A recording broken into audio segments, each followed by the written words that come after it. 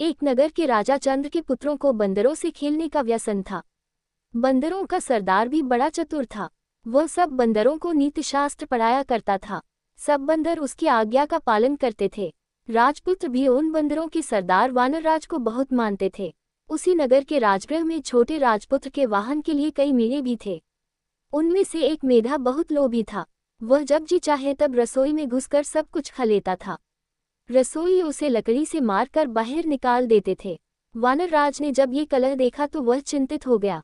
उसने सोचा, ये कलह किसी दिन सारे बंदर समाज के नाश का कारण हो जाएगा। कारण ये कि जिस दिन कोई नौकर इस मेढ़े को जलती लकड़ी से मारेगा, उसी दिन यह मेढ़ा घुड़साल में घुसकर आग लगा देगा।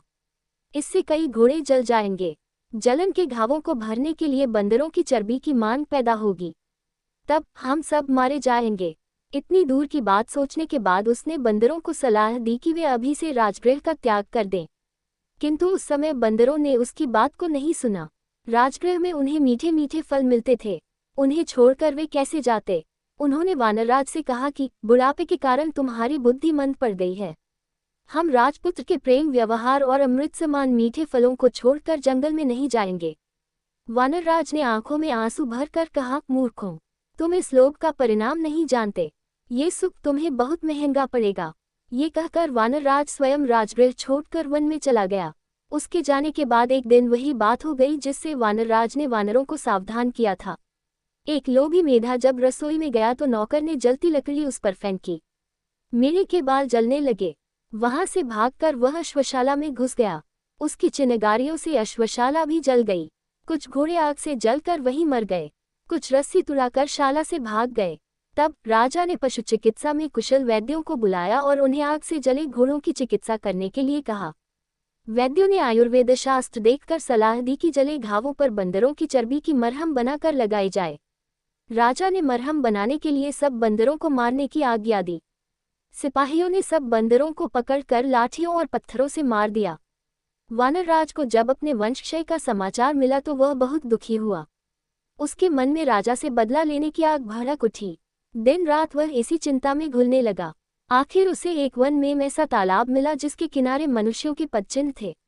उन चिन्हों से मालूम होता था कि इस तालाब में जितने मनुष्य गए सब मर गए, कोई वापस नहीं आया। वह समझ गया कि यहाँ अवश्य कोई नरभक्षी मगरमच्छ है। उसका पता लगाने के लिए उसने एक उपाय किया। कमल नाल लेकर उसका एक सिरा उसने तालाब में डाला और दूसरे सिरे को मुख में लगाकर पानी पीना शुरू कर दिया। थोड़ी देर में उसके सामने ही तालाब में से एक कंठहार धारण किए हुए मगरमच्छ निकला।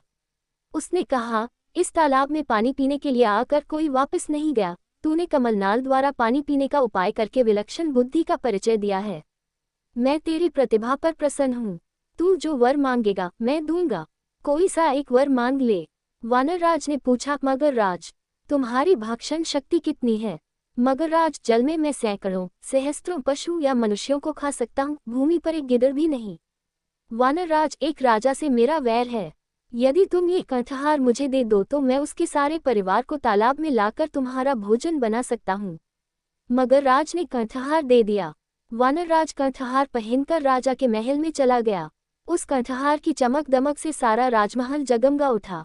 राजा ने जब वह कंठहार देखा तो पूछा, वानरराज, ये कंठहार तुम्हें कहाँ मिला? वानरराज, राजन, यहाँ से दूर वन में एक तालाब है। वहाँ रविवार के दिन सुबह के समय जो गोता लगाएगा उसे वह कंठहार मिल जाएगा।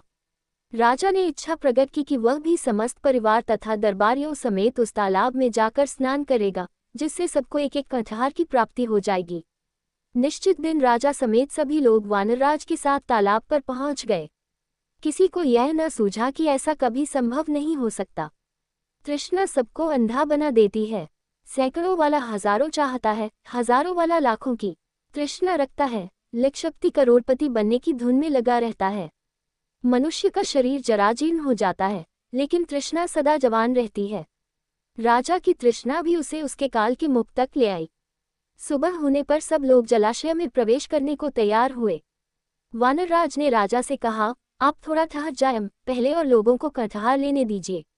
आप मेरे साथ जलाशय में प्रवेश कीजिएगा। हम ऐसे स्थान पर प्रवेश करेंगे जहां सबसे अधिक कंठहार मिलेंगे।